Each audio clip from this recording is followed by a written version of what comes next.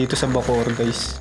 Tapos kung makikita nyo, yung kisame ng bawat CR dito, halos butas-butas na rin. 4 yung CR niya dito. Tapos yung kisame dito sa 3, halos basag-basag na rin. Tapos dito naman guys, ayun kung makikita nyo nga yung kisame, halos warak-warak na rin. Tapos yung mga bubong dito sa baba, halos kinalawang na rin guys. Itong bahay na kulob na to guys, 20 years na siya, abandonado.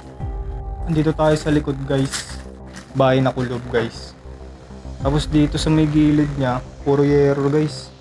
Tapos nakababa na yung kisame dito, parang bumagsak na lang siya ng kusa. Tapos guys, kung mapapansin nyo, meron pa siya ditong alarm bell, no? Siguro pag nangangailangan ng tulong o kaya may kailangan yung amo nila, dito lang din na doorbell to. Tingaling. Tapos dito sa likod, meron pa siyang entrance guys.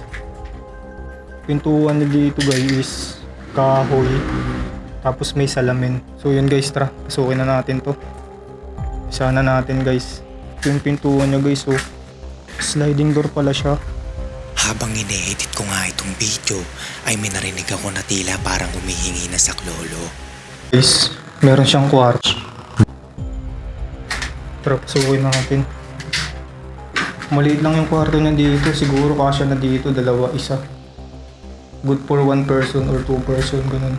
Tapos dito yung aparador nila, halos sira-sira na rin. Parang pinamamayan na rin talaga ng anay guys. Pero siguro solid yung kahoy na ito, no? So yun guys, tara, lalabas na tayo. Ito yung kusina nila guys. Solid ng mga kahoy, oh. Ano kayang kahoy ito? Itong kahoy na to ang hindi pamamahayan ng anay. Tapos dito, sa kabila, sira na rin tong lababo nila. May naiwan pa sapatos dito. Isa lang tong sapatos. Ito walang kapares guys. Ito good for 2% talaga to. Yung kahoy na dito, solid pa. Pwede pa ito magamit guys, oh. Kasi yung hagdan nila dito guys, hindi na siya nakakabit guys. Ito nga ang pangalawang beses na hindi ko narinig habang lumilibot. Delikado to dito. Delikado to dito. Sira-sira na guys. At kinilabutan nga ako nang marinig ko sa video ang lalaki na para bang nagmamakaawa.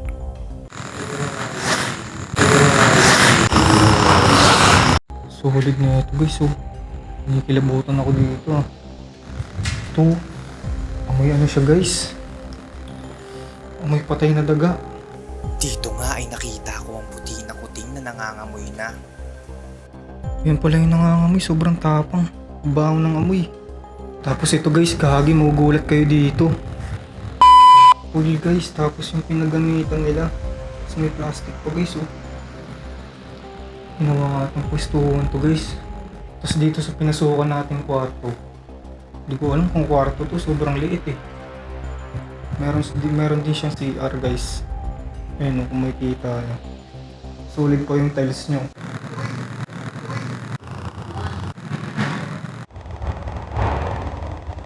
Ito pa lang ang unang beses na nakarinig ako ng dabog na nagmumula sa kabilang kwarto. Doon naman tayo sa kabilang kwarto papasok. Sobrang hangin dito guys, oh. At yung mga pintana nga dito ay napuno na rin ng mga akiw.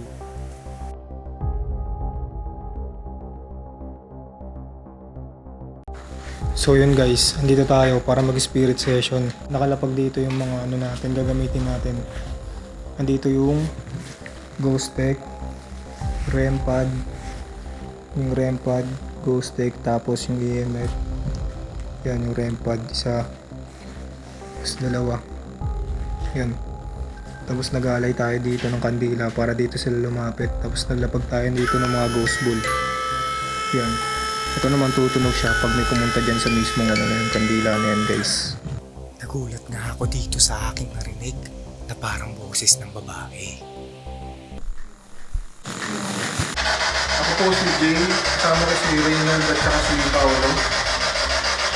Pwede kayo makipag-usap dito sa hawak kong aparato ngayon. Pwede rin kayo lumakit sa mga device na nilapag namin sa sahig. Pwede ba kayo makipag-communicate sa amin? Hello?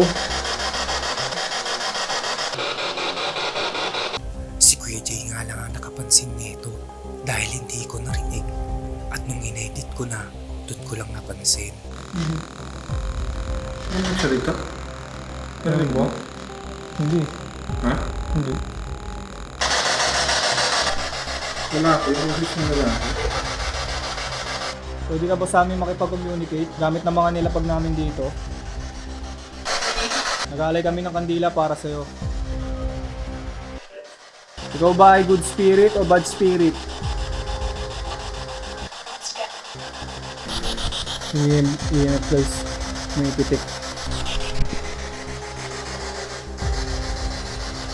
Kaso, ikaw ba yung nagpapailaw dito sa EMF?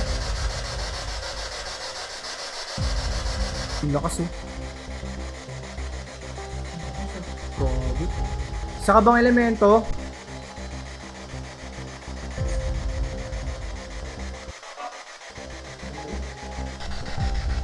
Pinipitik pa rin guys, oh. Pinipitik pa rin. Kuha ka ng energy dito sa amin.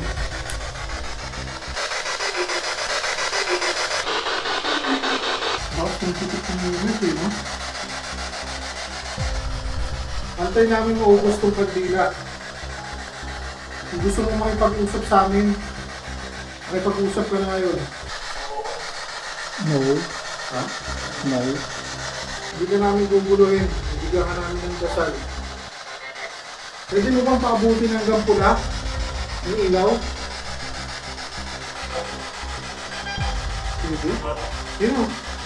Hagi. Ha? Tumula, no? Ha? Tumula. Ano? Tumula. Oo, yun o. Yung ilaw. Ibig sabihin kasi nun guys, pag pumula yan, ibig sabihin malakas yung entity na nandito.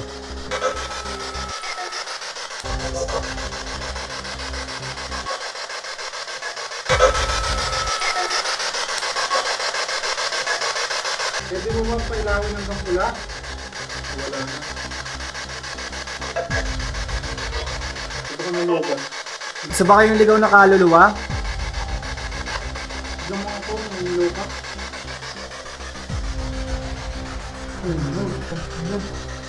Yun o. Kobe.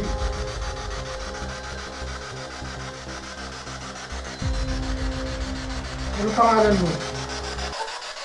Pwede ba mo patulugin yung mga aparato na nilagay namin dito? Grabe, lakas yan.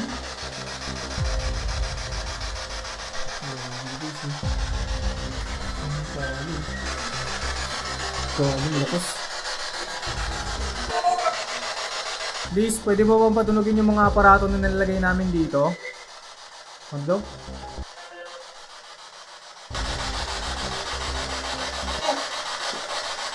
Kasi pag naka-steady lang yan, sabihin,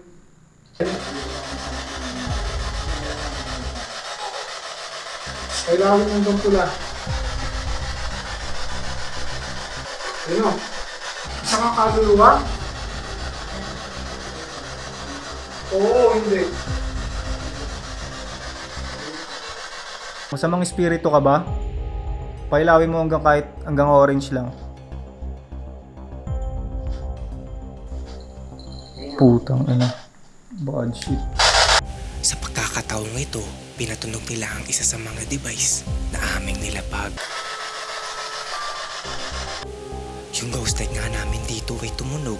Ang ibig sabihin nito ay merong dumaan sa harapan ng aparato. Hindi mo narinig? Ha? Tumunog saglit. Oo? Oo. Tama pag gumalaw ako. Wala naman oh. Guys, tumunog to guys oh. Ba? At nung pagkatapos ni Kuya Jay magtanong, ito ang sagot niya sa amin. Hindi lang. Hindi. At nagre-response pa nga rin dito yung bata. Isa kang lalaki, pwede mo bang ilawin yung unit ng gampula? Pwede ko ang isang babae ng orange, ilawin mo siya. Marami ko na gusto kong biga. Diba? Uy, napula. Wala ako na. Okay, alis na kami. Maraming salamat sa response mo. Huwag ka na susunod sa amin ha.